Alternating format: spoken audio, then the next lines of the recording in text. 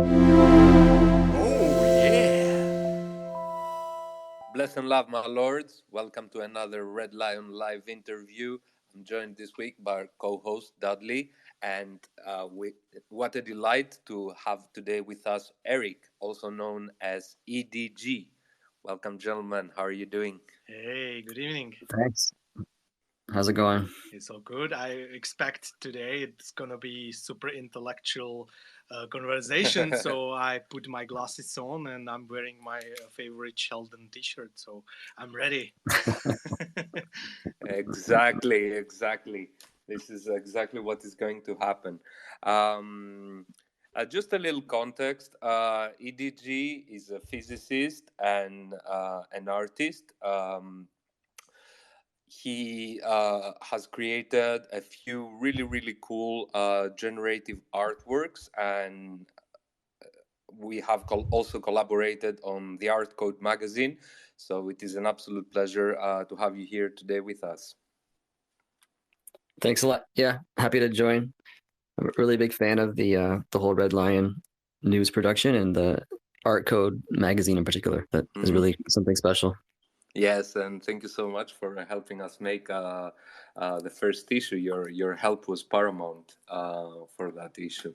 But why don't we go ahead and take it from the beginning and sort of like give us a little bit of a TLDR of who is EDG, where are you from, and a little bit about your early life. Sure. Yeah. So I'm a physicist professionally, and what that means is doing research, teaching, all sorts of other stuff. But really, my interest my whole life has been about finding beauty in the universe. And in fact, when I was in high school, like 20 years ago, I taught myself how to code because I wanted to create beautiful things on the computer. So I was doing generative art back then, although there was no community. I was just working in the basement by myself. And then at some point, I discovered physics was a way to learn about beauty in the universe and see all these hidden layers of reality that are not really visible to us unless you really look for them. And they're expressed in mathematical equations and so on, and abstract ideas. And I kind of went down that path for many years, but always was interested in aesthetics and in art, and had various artistic hobbies through the years. And I got back into generative art quite seriously about 2 years ago now, and I've been very happily working on that, complementary to my day job stuff. Yeah, I'm releasing a bunch of projects. Can you please move a little bit further away from the mic? I think we have a sure, little yeah. bit of. Can we test it now? Sure. Is this better? Yeah, right now is okay. But okay, so art took you into physics, and physics took you into art. Oh, that's really interesting. Yeah, it's funny because like the stereotype of a scientist is kind of a polar opposite with the artist, but actually that's not really the case. I mean, particularly with physicists, most theoretical physicists get into it because of the beauty aspect of it. So there is this way that they connect that's not really so obvious to the layman, I guess, but is there. How did you connect the two personally? How was the connection made in your head between physics and the beauty of the universe and physics and the laws of the mathematical universe and the art environment? Yeah, so I think that generative art makes a really clean connection there, because as a generative artist, one is basically playing God in some artificial universe where we get to control the rules. And essentially all generative art works like that. And the type that I like to work on myself is one where I'm really working on creating like kind of elementary rules that are like laws of physics, and then letting them run and see what happens. And in a sense, it's quite parallel to what I'm doing in my day job. So for example, I'm studying the origin of life right now. And one thing that we want to understand is how and under what circumstances, if you put a bunch of chemicals together, say in some warm little pond, they will end up creating these self-organizing, reproducing entities that undergo evolution and so on. And in a sense, there are some very simple laws that the universe provides for us, but we can't, even though we know the laws, the basic laws, we can't predict what's going to happen. And so you have this phenomenon of emergence where you can have large-scale phenomena that are just absolutely impossible to understand or to predict from first principles, but they're there nevertheless. And in generative art, you have basically the same phenomenon. You can code some relatively simple system, but that creates some huge space of outputs. And you can't, even though you know what went in, you can't predict what the outputs will be. So I think that's like the most exciting aspect of generative art that's really not present in any other art form, and that really has this very clean parallel with physics. And how did you learn to code all that? How did you teach yourself the technical side of all of that? Well, I started coding when I was a teenager and just taught myself the basics from textbooks and so on. I mean, back then we used to get out books from the library and you would just manually type line by line the program that was in the book.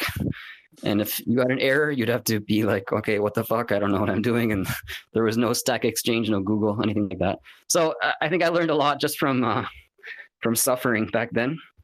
And then in my work professionally, I have to code various things. So I learned various languages, and at a high level, most languages are more or less the same. So once you know one of them, you can easily pick up another one. So in fact, I never really used JavaScript, and I just taught it myself in order to start releasing generative art stuff on the blockchain, like with our Blocks platform and other platforms. But it wasn't really a great challenge, I would say. I mean, the harder thing is, like, many people know how to code. The harder thing is knowing what to code, and that's really where the intuition from mathematics comes in, like knowing, especially when you're dealing with randomness, which is the key aspect of generative art. If you just let everything go totally wild, you won't have a nice space of output. So you have to understand randomness, probability, how making something have some distribution is going to affect the outputs. And that's where actually all my training as a physicist really is complementary to the generative art practice. Yeah, and this is so interesting, because that's what I've always been saying, and also to the team, that skills translate. So no matter what skills you have, they are not application specific. You can translate them to any discipline that you would like to. I used to be a yacht captain, and that it has nothing to do with NFTs, but like running a yacht is very similar to running a company, so the skills actually do translate. And yeah, that is remarkable, to be able to move skills and knowledge from physics to art and vice versa. I think the art that you're creating with this concept is super interesting. Why don't we go ahead and go over through your process, and how do you, as you described, everybody can code, but what are you going to code? So what is this what for you? Yeah, great question. So my projects usually have a kind of similar trajectory. Like I usually have a very definite that I want to express, and it might be like an image in my head, or it might be more of an intellectual idea, some phenomenon that I want to convey. And my usual strategy is to go like directly towards that. So I implement whatever algorithm I need, and I create whatever I need to go there. And I usually have some variety in the algorithm as I'm doing this, just to get a sense for this kind of space of outputs that I'm creating, this universe that I'm populating. And then once I get to this place where I feel like I see the vision that I had. So for example, I have this series called Spectral Beings they're kind of alien creatures created out of light. And so I had this vague idea, and I initially I knew that I wanted to create alien creatures, and I had motion and so on, but like initially they were going to be looking more like octopi and deep sea creatures and so on. And then I started playing with like adding light as we see in many deep sea on Earth. And then I actually liked that so much that I went like straight towards that. And implemented that, and then okay, so then once I kind of feel like the project is really expressing what I want, then from there I'm a bit more careful and will tune everything to be just so, and then I also will explore out from that place, like different directions to add this or add that, and just see what works, and how big is the space that's there that looks nice, and so on. And then I allow myself to kind of play a little bit before refining everything for the release. So that's kind of typical. Like I have this I go back and forth between like what used to be called the left brain and the right brain, like the very technical part that's like implementing code, very rigorous and logical, and then also like once the code is in a kind of mature state, and in a sense it becomes like transparent. You don't have to think about the technical things, and you can just kind of play changing parameters, and it's more in like a mode of artistic freedom where it's really just intuitive. So it's nice to have both of those states and modes that are coming into every project, as they do for me. Since you started, you mentioned that you started from when technology was very in its nascent stages. As you said, did you say MS-DOS or something like that, right? Yeah, DOS. Yeah. And you saw the whole thing evolving in front of your eyes, and with you knowing how to code and being computer savvy and a coder. How was that experience for you, seeing like not only technology but also crypto flourishing and then branching into art? How did that make you feel, and did you see that as the golden opportunity for you? Yeah, so it's a good question.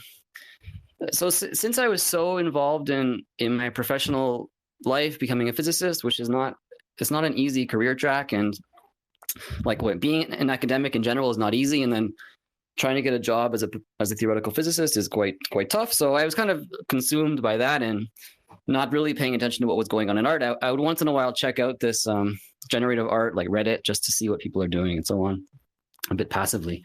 And I also got into crypto, but just like investing. So I don't know, 2016 or 2017, but again, not very seriously. I was just like too consumed by my day job to think about other stuff.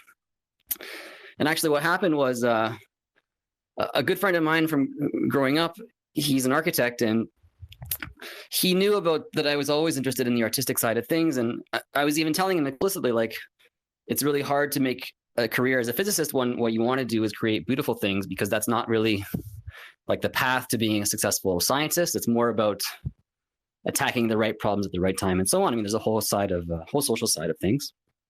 So he knew about all this like side of me, and he was, for whatever reason, following crypto more closely, and he knew about art blocks that had just been created like about 2 years ago. And so he told me, like, dude, like this platform perfectly facilitates generative art, and like I know you were doing that stuff a long time ago, so like check it out. And so he told me, and then like right away I could see that yeah, like the blockchain is perfect for this, because you upload a code on the blockchain, it doesn't even specify the exact outputs. You just get this like input hash that's created at the time of transaction, and it meshes so perfectly with the art form that I could see right away that this was going to be something big. I was at the time actually very busy with my personal life. I had a young daughter and so on, and my job. So I started working on a project like 2 years ago, and then kind of got back in slowly from there. You don't sound like someone who has a day job just to have a day job. I mean, I don't think you sort of like have motivation to go to your day job just for the money. Do you get any other like kick out of it, or is it just purely for that? No, like absolutely. Like being my day job, the research side of it is extremely interesting and fulfilling, and it's the kind of thing that I would do even if I wasn't paid for it. But that, like, doing research is only a small part of being a practicing academic. Like I also have to teach classes and I have to supervise students. I have to sit on committees and so on. So like it's a whole, there's a lot of responsibilities involved. Like, but definitely when I sit down and work on my projects, my academic projects, like if I get into it, then it's super exciting. It's just that, like, if I write a new paper and I publish it, then there are maybe like 50 people in the world who really understand deeply what I'm trying to do. And I, like, none of these people live near me. So I see them maybe once a year or less when we meet at a conference or something. So it's a very lonely pursuit. I mean, even in the best possible case, even when you're getting results and so on. And it really, so it's quite challenging, even when it is very fulfilling, like on a personal level. So like I still do have the attraction to doing research, and like I still want to get a Nobel Prize in physics. I still want to understand the origin of life. I still have very ambitious goals that I'm working towards. But it's complementary to the art, where it's much more social, where you can release something and have this very large community of people online. I mean, even though generative art is niche, but still the community is relatively large and people can experience it. It's a bit like the barrier to experiencing it is lower, right? You don't need to know how to read partial differential equations to appreciate my art. I mean, I hope that's the goal. I love it. How does Eric balance projects, crypto, physics, academic career, and family all together? Not very well. Yeah, it's hard. I mean, the main thing is I try not to waste any time at all. So I don't really watch TV or anything like that. I don't screw around. I try to always be doing something, and I'm a little bit manic, I guess. But I think that, yeah, if you have the drive to do something, you'll find the time. So even like when I first released my first art projects online, like I was extremely busy in my day job and personal life, but I just made the time. I would, after my daughter went to bed, I would be working from like 9 p.m. to midnight on my projects, and then next day do the day job and then family stuff and so on. So I think the time is there if the passion is. Yeah, exactly. You just need to find the dedication and then you will find the time. But it's still quite a struggle. So congrats for finding balance in all of that. Thank you. Yeah. I don't know if my wife would agree, but well, Of course, nobody can do everything perfectly, right?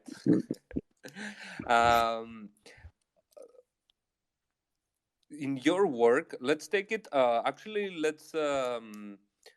If you can give us a little bit of an overview of your work and your drops and your releases until now. You mentioned spectral beings. What other works have you published? So I've done quite a lot, probably too many to explain in detail, but I basically have two kind of tracks of my work. So one is there are series that are pretty closely paralleling the stuff that I'm interested in as a professional. So I, like, professionally, my work right now is on two things mostly. Like, one is about the emergence of language in the world, and so I have some projects about alien languages, about random languages, and so on that I have papers about. So alien tongues and alien codecs are both about that. Those are my first two projects, actually.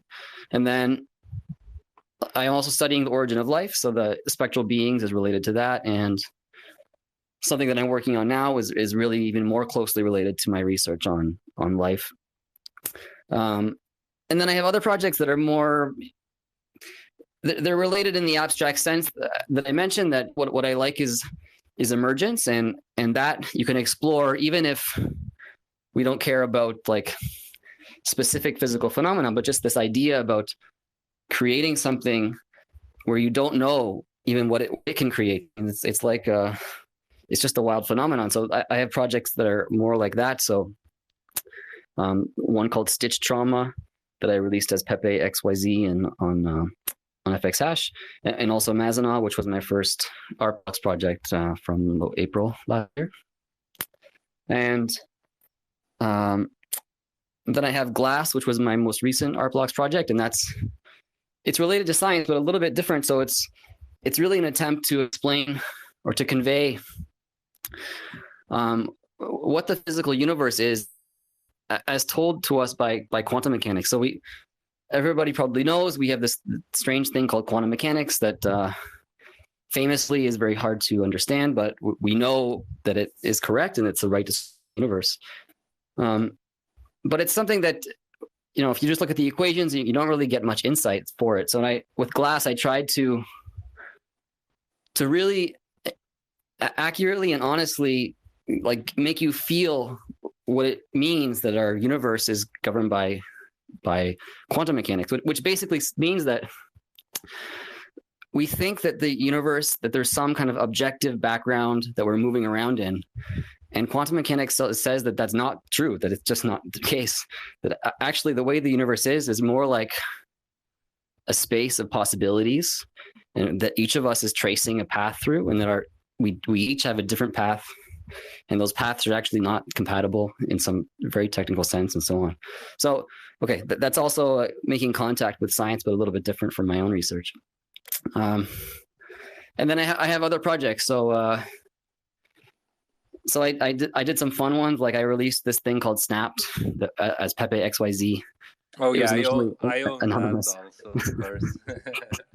This Mazino that you mentioned earlier, I also own, is very, very beautiful, and spectral beings. I have quite a few of those. They're all gorgeous and great work. I love how it is connected to your work and your research in physics. And you mentioned earlier aliens and alien languages. Do you believe in aliens? Do you believe they exist, or are they here, or what do you think about that? Yeah, so I think, like most scientists, everything that we know about the Earth says that the Earth is a very ordinary planet in a very ordinary solar system, around a very ordinary star in a very ordinary galaxy, of which there are just absolutely enormously many. So there's no reason to think that the Earth is really special. However, we don't really know what's the probability that something like Earth will lead to life, and that's what I'm trying to work on professionally. But if I put aside the rigorous scientific hat, then yes, I expect that there's a huge number of alien civilizations out there. Now, whether they've made any contact with us, that's certainly much less likely, because the universe is so vast, and there are all these fundamental speed limits. The speed of light tells us how fast something can possibly travel. And just with the universe being so vast, who knows whether there's been any contact.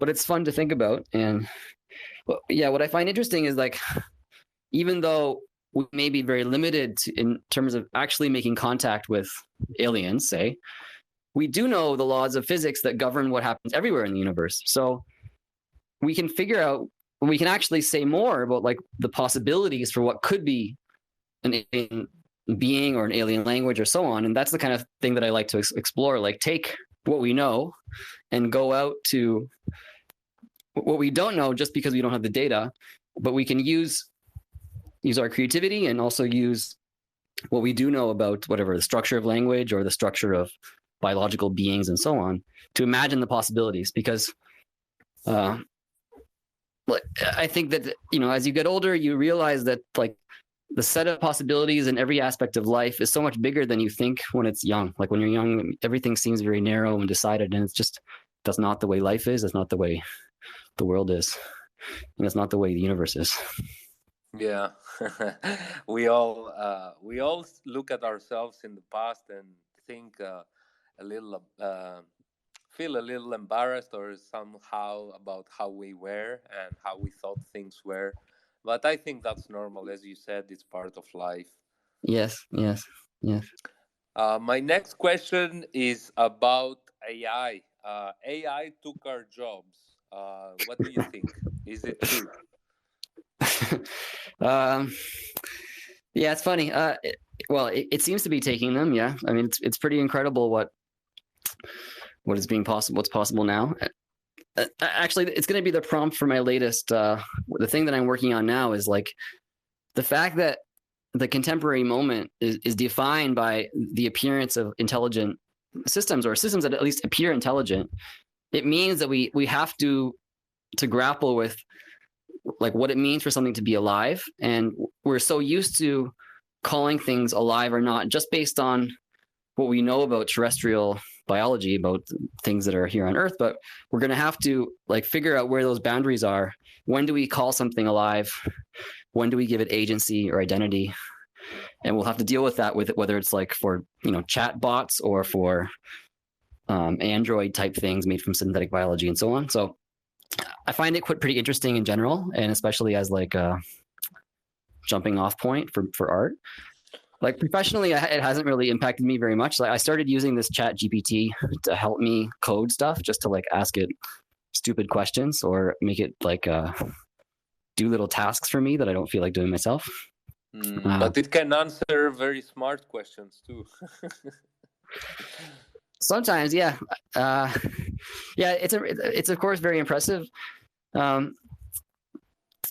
Like I don't. The way that I make my art, it's a bit in the opposite sense, that I like to have very good control over what's going in at the individual level. Like there can be emergent outputs, emergent possibilities, but I like to know that I'm saying draw this circle there or this line here or whatever. Whereas like the AI art is really different. Under your master plan, right? Yes.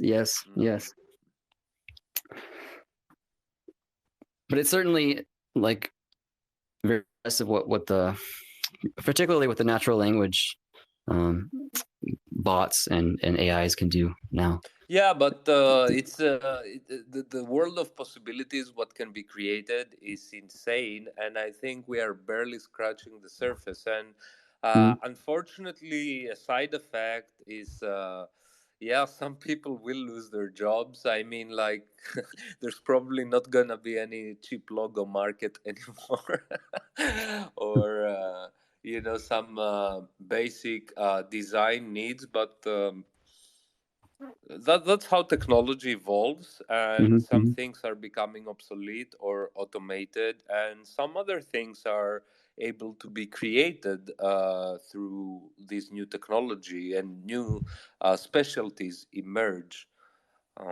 So I think it's really interesting to dive deep as an not you but one artist, to dive deep into it and like explore what it can do. Not just you know, let it steal your job. In a sense, right? Yeah, for sure. Like I'm certainly not a Luddite, and as with any old technology, as you said, like it of course will cause disruptions, but it will create new opportunities. It's always the same, right? Is it true that in Greek that crisis means opportunity or something? I think I heard this before. There's probably a word that has both meanings, but it's not coming to me right now, because crisis is a Greek word in itself. So I don't know. I will think about it. But talking about AI and generative art and physics, how do you see your personal viewpoint on the direction of generative art is taking? How do you see it evolving into the future?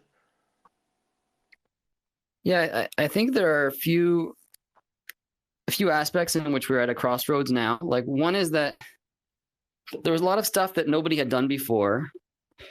So for example, like mimicking oil painting or mimicking watercolor and so on. And a lot of that has been done in the past year. So there's like certain goals that one might have had that are now just kind of crossed off. So I think that in terms of like 2D images, still images, like I feel personally that I can basically create whatever I want in that realm. So for me, like the interest is now going beyond, so creating whatever 3D thing or creating moving things and so on. So I think that like we will see more works that are either like meant to be experienced as something like the metaverse, like something you move around in that are interactive, or that are just animated, that because right now there's still some challenges with experiencing animated work online, like the connections aren't fast enough and so on. So I think like that's one aspect of where things are going. And like personally, what I'm working on now is something that runs in real time that you can interact with. So it's really more like creating a whole world than just creating a still image. And I think like the possibilities there are pretty endless. The other thing is that I'm sure many people will start to use AI more heavily into their artistic practice. As I said, it's not really the way that I'm thinking about it now. I mean, maybe I'll change my mind in 5 years, but absolutely, we're going to see more of that, and not just like simple AI prompts that create images, but like AI prompts that create images that create movies, and that write screenplays that create movies, that write movie reviews of those movies, and so on. I mean, the possibilities again are really endless. So, yeah, those are really two big directions that I see that the future going out in. You mentioned that on the 2D plane, pretty much everything has been done, so there is a limited interest for someone, of course, that follows the edge of generative art. But isn't that those limitations sometimes spark ingenious solutions, and isn't this when something completely remarkable comes out to shake things up and change things again to a different direction? So absolutely, like I agree 100% that create the constraints inspire creativity. I thought about it when I was young, like playing with Lego. If you play with Lego, you realize the bricks can only be connected in certain ways, but then there are some very creative ways to buck the rules and do something a little bit different, and so on. And absolutely, that's true. So we will see people trying to like bend the medium in different ways, but I just think that like the possibilities outside of simple 2D works are just so much wider. So it could be like maybe still a 2D work, but one that's using the blockchain very deeply. So that's like another dimension to be explored that, okay, it has been explored to some extent, but there's a lot more that can be done that requires a lot of technical skill and other things, of course. Yeah, but like things that are 2D, but maybe changing in time, like the time that you view them, it changes how they look. So I've done a little bit like that, and other people have as well, but there's certainly more that can be done in that direction. Yeah, that's super interesting. I see some projects starting to touch on that, and other like factors for changing, not just time, like prices and stuff like that. It's super interesting. What are your favorite artists, as in terms of inspiration? Like, who are the people that when you saw their work you were like, fuck yeah, man, I love that, I want to do that, or they had a really big impact on you? Mm-hmm. So I'm a little bit old-fashioned. Like I've been going to museums and galleries my whole life, and I like a lot of stuff from the late 19th century, early 20th century. I don't really like much contemporary stuff like since World War II, I would say, although I'm always learning new things. So like in most of my work, you'll see that the palettes that I use are very naturalistic, and I was a pretty serious photographer for a long time, so I learned a lot about light and color, and in general, I like to use palettes that have that appear like they could come from nature. So maybe they didn't, but usually they have that feeling, I think. But there are some more recent ones that I really like the direction they're going. So like Kim Asendorf is I think people will call him a glitch artist, maybe. His series called Monogrid, I think, is just a masterpiece of like the digital era. Probably my favorite thing from the past 5 years, I would say. outside of my own work. And then I really like what Def Beef is doing in general. Like Entropy, I think is really a masterpiece also. Yeah, it is a masterpiece. I love it. We also wrote a super, not we, Dr. Charlotte Kent wrote an amazing article on Art Code on the first issue about it. Yes, I loved it. I loved it. It was absolutely beautiful. Did you read it? Yes, absolutely. Yeah, it's great. I love it. I should have bought that Def Beef when they wrote it. You know? Yeah, me too. I was like, I don't get it, man. I just look at that and I'm like, I don't get it. It looks like a radar to me, you know. I wish I would get it, but it's all good, man. You can't be, big brain on everything. Congrats to the people who understood it and bought it back then. But it's great work. I agree for sure. How do you wind down? What are your hobbies and what other stuff do you like to do except the online technology sphere? So I really enjoy spending time in nature. I lived in Vancouver for many years, and I used to go to the mountains all the time. Now where I live, it's a lot flatter, but still, there's nice places to go for a walk. And I like taking my daughter out, and we point out all the animals that are there, and all the different levels of reality that are a bit below the surface. Like if you look at a tree trunk, it looks just like a cylinder maybe, and then you zoom in and you see there's this bark and it has all this texture, and then you zoom in and you see there's little holes from little worms that were there. Maybe you see this line of ants walking up and so on. So it's fun, like showing her all these things about the world that are not so obvious until you really look and pay attention. Man, that's so nice. I wish I had a daddy like you. Take me out and show me the tree and how it is. When we were kids, they kick us. Come on, go play outside. Here's a ball. The ball has a hole. I don't care. But yeah, that's really nice, man. And you're producing the people of the future smarter than the people of the past, and this is super important. Maybe I don't know. Like raising healthy humans is super important, man. Every generation is better and better. Do you believe that? Oh yeah. I actually I'm terrified of death personally, but I agree with Elon Musk that he says that it's necessary so people die so ideas die, so the humanity moves forward, and I think it's essential. Probably from your experience in life with the people you come across, would you say that the majority of people can change or not? So actually that's super interesting, because like what you say about ideas dying, it's absolutely true. And the physics is really one discipline that is a little bit different, because so there are many disciplines where people are taking quantitative data where they measure all kinds of things, and there are many disciplines where people will have some models that in principle predict the data, but usually the data is really not accurate enough that you can basically fit any model with any data. So you never get to kill any theory. So the theories just live forever, like in psychology, sociology, this kind of thing.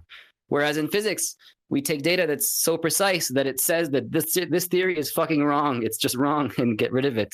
So in physics, like we have this, it's really harsh sometimes. You can work on some theory for 10 years. The scientific method, right?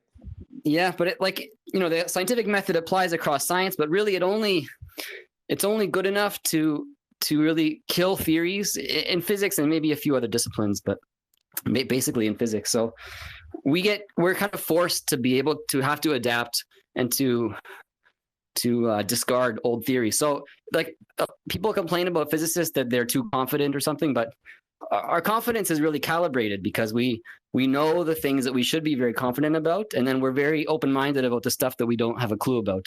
And so there's a kind of temperance between between confidence and like openness to uncertainty. Oh yeah, that confidence definitely you can see in some programmers. Like you ask, "Are you sure?" and they don't reply because they told you the first time, right? Is that the confidence you were referring to? Yes, yes, yes. Yes, I know about that, but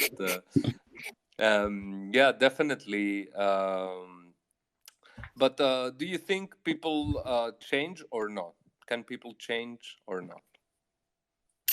Um, well, I think in terms of our personality, that it never really changes very much. Mm. Uh, well, I think that people can change from certain experiences, like traumatic experiences, or from like say psychedelic drugs, for example. They can certainly lead to changes in behavior, but it's really the exception rather than the norm. I would say.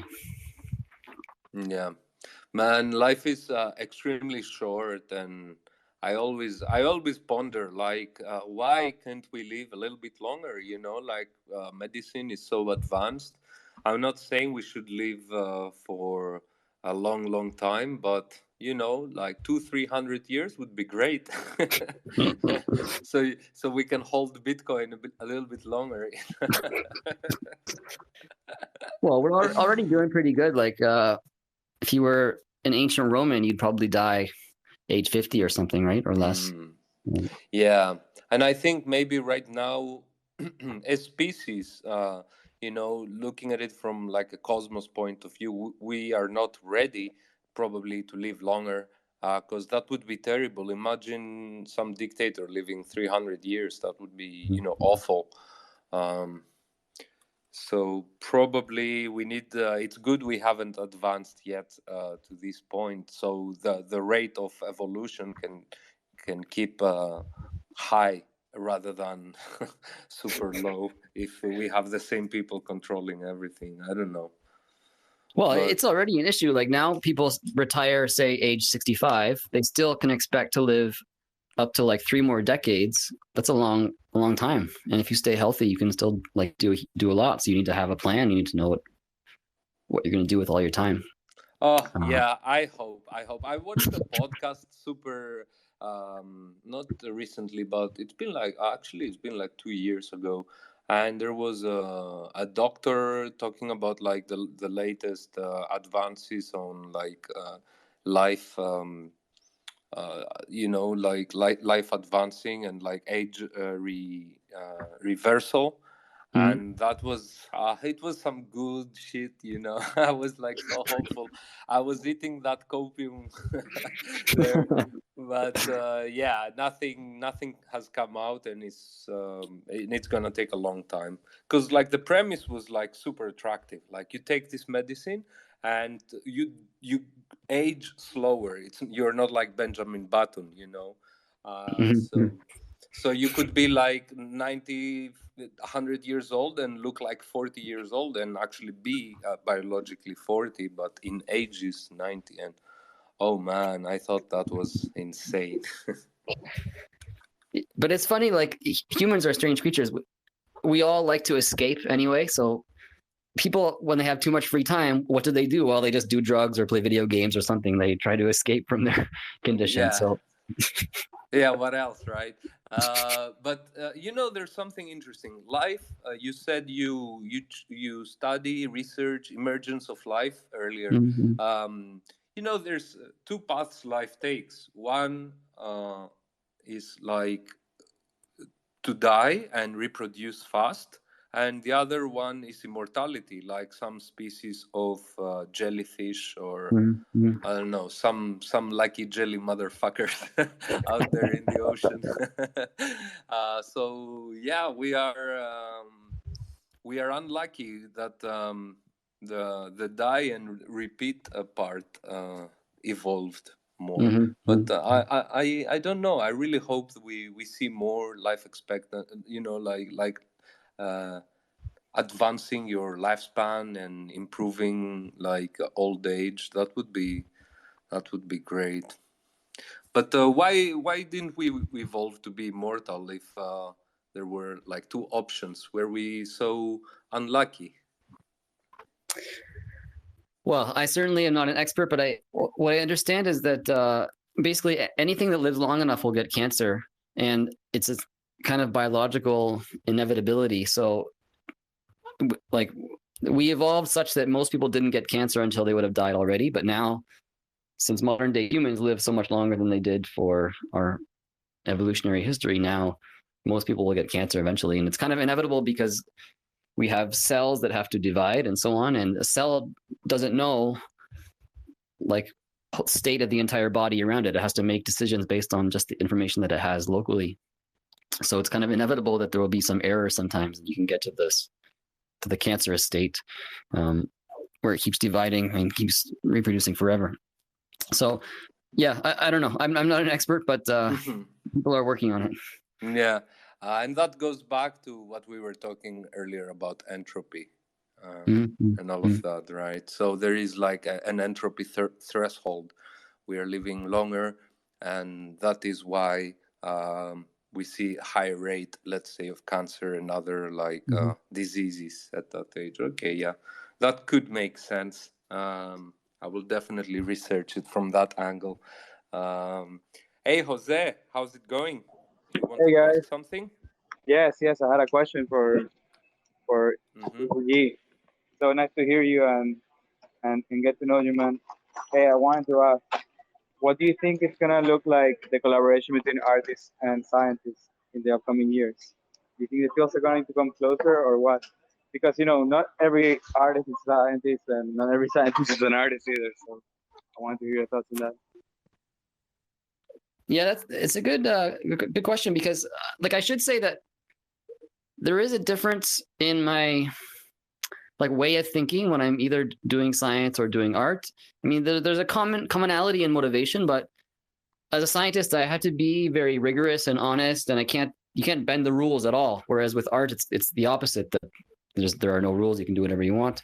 So, like I really see the most productive link as one of motivation for artists to show like what are the possibilities, and to try to just imagine things that we haven't seen before, and then that can give scientists ideas about things that they can then go research, with their rigorous mathematical hat on, trying to pin things down. Like scientists generally, they're always interested in art in some form, but usually the link is like quite indirect. Not always. I mean, I don't know. Like personally, I want to get my art actually in like scientific institutes, to be on the walls of those places, and to start to develop maybe a deeper link. Like, for example, as I was saying with glass, it's really supposed to be in a sense, a visualization of quantum mechanics that is honest. So I think there's more that can be done there, where there's things that we understand as scientists that are very, very abstract and mathematical, but like a practicing scientist who really understands what he's doing or she's doing, we have to have intuition, and that's how we actually go forward, new proposals and so on. So I think that intuition can be communicated intuitively through art, but it really takes you have to have the scientific expertise to do it. So it's really a very tough task. I mean, only people who know the scientific side of things can do it. So yeah, I hope that there is more productive dialogue, and I'm absolutely sure that many scientists are open to that, but there's just not really the venue, not a. That was a great question. And also, do you think that artists nowadays are more open towards art than they used to be? And will we see some of those amazing collaborations between scientists and artists?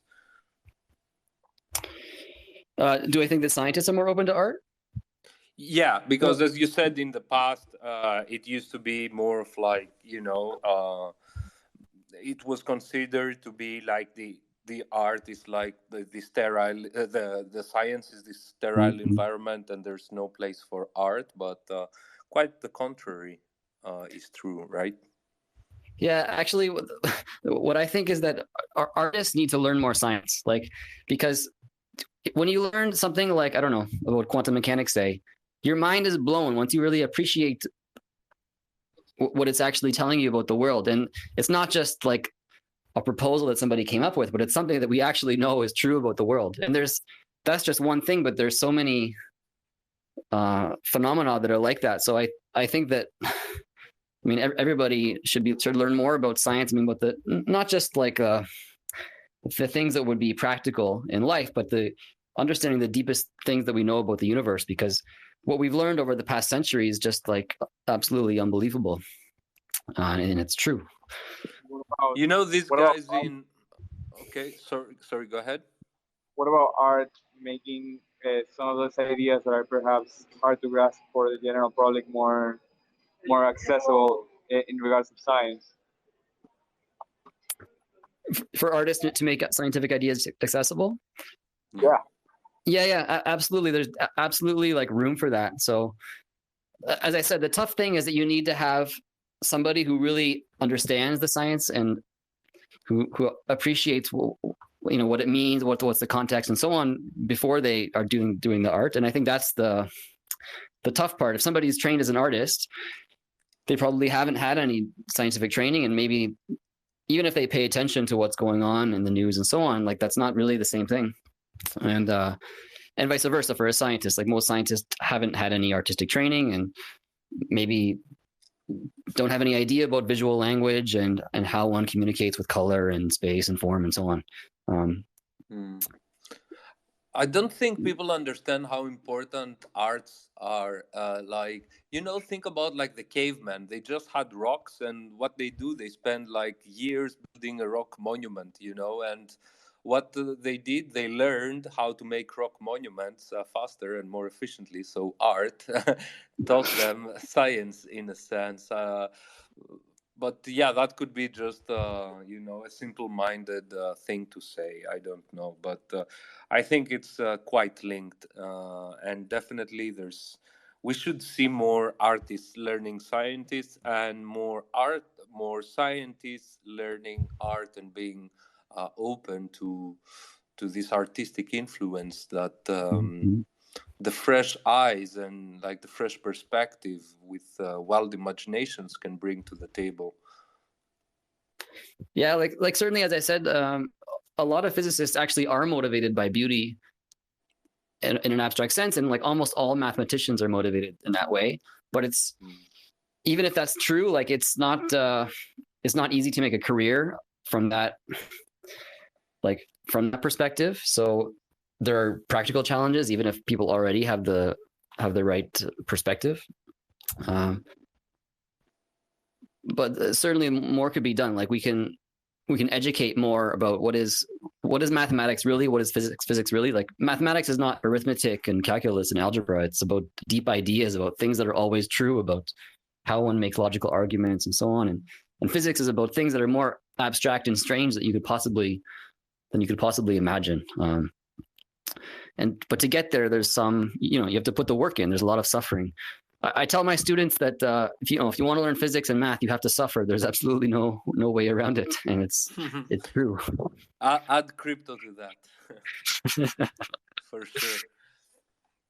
All right, I think we're gonna wrap it up here. I would like to thank you so much for joining us for this chat today, and I would like to invite you again in a few months in the future. If you have a release before the release, let's come chat again about the art that you will be presenting, and let's meet you again in the future and see how things changed.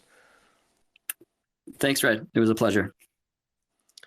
All right. Thank you, everyone. Thank you, everybody, for joining us today. It was wonderful. We have a great interview coming up tomorrow with Foodmasku, and on Friday with the founder of Deca.art, Bonafide Han. Thank you all so much for joining. Have a great day. Bye-bye. Hey, guys.